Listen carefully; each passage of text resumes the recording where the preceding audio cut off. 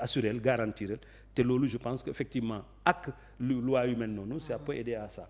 Est-ce que am nga yaakaar ci dialogue bi par rapport même aux conclusions ak seen mise en œuvre parce que dialogue yàgg na fi am ñu décider yu bëri même ay travaux on se rappelle de ce qui s'était passé ak CNRI commission nationale de réforme des institutions bu professeur Amadou Mokhtar Mbow yàlla na ko yàlla yërëm jiite woon ak liggéey bi mu defoon ak président Macky Sall attitude bi mu ci amoon pour yow lan mooy nar a différencier dialogue yooyu ak dialogue bi. non xam nga soxna Fatou loolu laa doon wax sànq xam nga dialogue kenn defu ko pour point yi ngeen juboo wala lii président di defar c'est pas ça bu ñu su ma ko bëggee expliquer askan bi rek mooy dialogue mooy lal ay nit di nekk ci combat ci xeex ñu ne cessez le feu bàyyi leen xeex bi ñëw leen waxtaan on se concerte wala équipe bi di jouer football wala basket la gën a bari sax arbitre beneen arbitre bi laaj temps mort pour ñu xoolaan seen biir donc c'est exactement ça te loolu am na ba pare te premier jour bi rek mun naa wax ne dialogue bi réussir na lu tax mu réussir am na ñoo xam ne kenn xalaatul woon ne mun nañu def face à face waxtaan gis nañu le président Amadou Ba gis nañu Khalifa Sall gis nañu ñeneen ñi ñu ñëw wax seen li nekk seen xol wax ko face à face au président de la République donc nekk na loo xam ne c'est essentiellement ça d'abord c'est-à-dire photo boobu ak image yooyu ñu génn opposition bi mu ñëw wuy si ñi nga xam ne dañuy xawoon xuloo ak ñi nekk ci pouvoir bi ñu bokk ci benn daje loolu déjà mooy première chose la deuxième chose bi nga xam ne am na solo mooy ne dinañu mën a profiter waale ñi nekk ci pouvoir pour régler ay problèmes politiques te c'est tout à fait normal man souvent damay wax ne ñu bàyyi juges yi ñu sonal di régler problème politique ci dialogue ñu bàyyi police et cetera xam nga li ñu nar a am li ñu bëgg a am ñu nekk pouvoir bi c'est entre autres peut-être que xaw ma lu bari mais lu tuuti li ma ci mën a jàpp mooy benn bi déjà xam nga dafa amoon benn front de la défense de la République. front de la République FDR. FDR fu mu nekk nii ki gënoon am doole ci FDR mooy kan mooy APR fu mu nekk nii rien que dialogue bi rek tax na APR isolé wu na. mais newoon nañu aussi dialogue bi warul yàq warul tas. mais dina ko yàq. après le dialogue war nañu mën a retrouver wu. waaw mais wax na ko bopp yàq na ko ba pare parce que ki dem nii ki dem ne la donc ça veut dire que déjà au moins sur le plan instantané boo xoolee ñi nekk ci nguur gi réussir nañu tas front boobu. déjà dialogue yi fi mës a am yëpp nag. waaw day tas opposition. voilà donc déjà loolu parce que day indi wuute ci seen biir. ci ndax dañuy dem loolu pexe la deuxième pexe bi mooy su fekkee dañuy egg ba créer poste chef de l'opposition mais amatul besoin am benn front de l'opposition chef de l'opposition bi mooy jiite opposition mooy recueillir donc ça sert à quoi ngay créer beneen front donc ça veut dire que suñu réussir le deuxième étape boobu ça veut dire que APR yi nga xam ne moo gën a nekk seen noonu ñoom ñi nekk ci pouvoir bi ils réussiront à l'isoler donc quelque part troisième élément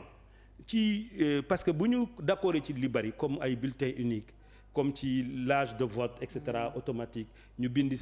carte d'identité nii boo nekkee loolu nga nekk automatiquement électeur yooyu yëpp ça va demander ñu revoir constitution bi donc ça veut dire que quelque part am na yoo xam ne peut-être que bëggoon nañu ko am du point de vue de la justice mun nañu ko am du point de vue législatif moo gën a yomb ci ñoom que ñu def ay engagement politique et justice ak yooyu donc quelque part ça règle un problème dafay régler benn problème pexe la buy permettre yi nga xam ne ñoom ñoo nekk ci état bi pour mun a def politique sans gaañ askan bi parce que même lu ñu mën a dépenser foofu yëpp mooy gën a yomb ñu war a dépenser xaalis pour réprimer mais pour réprimer une manifestation de l'opposition donc mun na empêcher yooyu yëpp pour man même su fekkee d'accorduma ci seen stratégie boobu mais je leur dis bravo loolu mooy solution politique li ñu def nii pexe boobu mooy permettre li ñu bëgg a def contre seen adversaire ñu def ko te aujourd'hui je pense que de ce point de vue là réussir nañu ko aujourd'hui l'APR quoi qu'on dise dañ ko isolé. au-delà de dañ ko isolé sax dafa mel ni tas nañ ko parce que y a des responsables de l'APR yoo xam ne ñëw nañu wuy si dialogue bi te seen parti dafa boycotté loolu indi na problème déjà au sein de leur parti bañ doon wax dañ leen di dàq. mais loolu mooy politique man damay kontaan su ma gisee loolu parce que man boobu laa gën a fan stratégie politique loolu mooy politique mais nekk fii di jël ay nit di confier c'est-à-dire liggéey bi nga war a def yow en tant que politicien nga bàyyi justice ay juge di ko def ay procureur di ko def mais un vrai politicien du def loolu da ngay am ay pexe yoo xam ne boo koy def kenn du wax dara même suñu xamee ni noonu nga bëgg a def mais xel nga ko def donc ça marche. c'est politique stratégie la. stratégie kese la donc de ce point de vue là moi je les encourage ñu continuer di wax ne ay naxante la mais naxante gentil quoi. c'est-à-dire que mun nga am li nga bëgg a am bal du takk. dara du tuur loolu mooy politique. te loolu je pense que Sénégal loolu la mus a réussir saa yu mu amee ay tension bu métti. Macky Sall ci boppam aayoon na ci loolu. mais balaa loolu sax opposition bi àndoon ba am doole. temps Abdou Diouf mu woote dialogue. voilà temps Abdou Diouf 88 bu mu métti woon ñun ñoo nekkoon ci tali bi. di xeex mais temps boobu ak ñoom Talla Sylla ainsi de suite. donc bi ñu nekkoon ci foofu à un moment donné gars yi gis ne affaire bi dina indi jaxaso ci réew mi ñu def table ronde. commission cellulaire donc amoon na bien avant même avec temps Senghor donc dafa doon am toujours un dialogue pouvoir opposition loolu mooy état loolu mooy la grandeur loolu moo tabax li nga xam ne moom moo tax tey boo bindee ci Google nga ne quel est le pays le plus stable d'Afrique Sénégal lañu lay génne parce que justement dem ci benn dialogue boo xam ne ñi doon xas ñoom Moustapha Niasse ñu jox leen kàddu pour ñu wax askan bi ñi doon xas ñoom Mbaye Pekh ñu ñëw wax Mbaye Pekh ñëw wax ak sénégalais yi donc ça veut dire quelque part le miracle sénégalais foofu la nekk te man j'apprécie absolument cela donc après est-ce que président de la République dina appliquer conclusion yi xëy na yaakaar naa ko je pense quand même quelque part il y a des erreurs mais le président Bassirou Diomaye Faye nit ku baax la c'est-à-dire que je pense il fait des efforts day jëm fexe boo sàmm kàddam ak image am je pense que de ce point de vue là mun nañu yaakaar ne bu amee ay consensus mun na jël consensus yi appliqué ko utee na nag ak consensus bi ñu am ci affaire justice nga xam ne ba léegi defuñu ko parce que aussi quelque part aussi bu ñu nekkee opposition c'est trop facile loo gis rek nga ne baaxul mais boo ñëwee toog ci pouvoir nga mën a comprendre damay jël par exemple lu tax ñu ne président de la République doit quitter le haut conseil de la magistrature suprême je suis d'accord que mu quitter foofu mais damay jël benn exemple rek soxna Fatou yow nga nekk état nga jël diw par exemple mu lay liggéeyal in petto kenn yëgu ko police dem jàpp ko te lu mu doon def nekkul loo xam ne effectivement délit la mais délit boobu mu doon def koy def pour ñëpp au nom de l'état mais su fekkee président de la République état gouvernement amul relation ak justice mais les juges dañ koy condamner te fekk ne moom il travaille pour l'état donc ça veut dire que quelque part maintenant am na abus maanaam nit yi dinañu buuboo le rôle de l'État pour dem libérer seen ay doom seen ay mbokk ainsi de suite mais de ce point de vue là l'État est interconnecté donc je pense que seen intérêt la am na beneen aspect boo xam ne c'est important dialogue bi lu ñu imposer le gouvernement parce que n'oublions pas que mois de juin bi normalement la ñu war a ubbi waxtaan ak Fonds monétaire international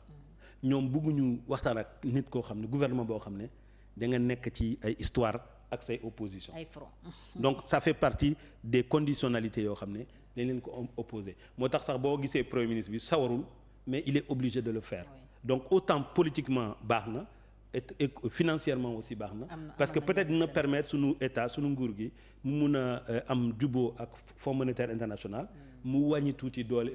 jafe-jafe yi nekk fii parce que toujours di dem lebi te li ngay leb voilà te li ngay leb dañ leen ne déwén nga delloo ko wala dans deux ans dans 3 ans waaw alors que le FMI bu lay jox mun na dem ba ay 60 ans ay 25 ans ainsi de suite gis nga pont Gambie bi juin 2062 la ñu war a pare di ko fay donc ça veut dire que façon dette bor yooyu moo baax ci état mais pas bor boo xam ne da nga koy jël tey war ko delloo dans 1 an dans 2 ans dans 3 ans donc je leur souhaite tout le plaisir. Donc in fine le plus grand gagnant de ce dialogue c'est Pastef. Non c'est le peuple sénégalais. C'est le Sénégal. Ouais. D'accord. C'est-à-dire que li ñu xam ne mën nañu sant waa Pastef enfin pas waa Pastef mais le gouvernement oui. Et le président de la République particulièrement surtout, oui. C'est d'avoir la grandeur d'accepter ça parce que c'est pas évident que ñu am image boo xam ne les opposants viennent parler librement. amoon nañu pexe pour loolu bañ a am mais ils ont fait en sorte que tout le monde est venu même ñoo xam ne sax kenn woowu leen ils sont venus te on les a laissés parler je crois que c'est ça le mérite du gouvernement et du président de la République qu'il faut saluer maintenant c'est le peuple sénégalais qui gagne parce que affaire yi xaw na wàcc maintenant nag suñu génne ci lii ñoom ñu dem FMI may leen tuuti ngelaw pour ñu nooy ñoom ñu delloowaat ci lu ñu nekk. di jàppaat di jàpp di tëj di jàpp di tëj loolu wax dëgg yàlla moom ben ndox bi fu mu daan taa foofu lay ñëwaat encore donc on sera encore dans les difficultés dañu war a xam ne ñoom c'est pas des révolutionnaires nguur gi du ñu ay révolutionnaires c'est un parti politique sénégalais boobu bu jël nguur donc ça veut dire que fii ba 2029 dañu war a fexe ba def loo xam ne nit yi dinañu gis nañ ci teg seen bët su dul loolu en 2029 lu ñu jëlee fii waa APR ñoom tam noonu lañ leen jëlee et c'est ça la démocratie au fond donc ça veut dire quelque part ils amuñu jot dañuy war a góorgóorlu gaaw pour que ndaw yi am xëy pour que dund bi wàññeeku lool te nit yi gis ne comme bi mu ngi dox su dul loolu ben ils ont beau faire ben justement surtout que ñoom dañoo bari ñi leen xeex pas seulement ci Sénégal mais ci àdduna donc dañu ko war a sóoraale wàcc tuuti gaam pour mun a mettre les Sénégalais au travail tous les Sénégalais nag waaw. alors bu ñu génnee ci dialogue bi donc yow ban situation ngay séentu su fekkente ni doxal nañ dëgg-dëgg li ñu war a doxal yépp.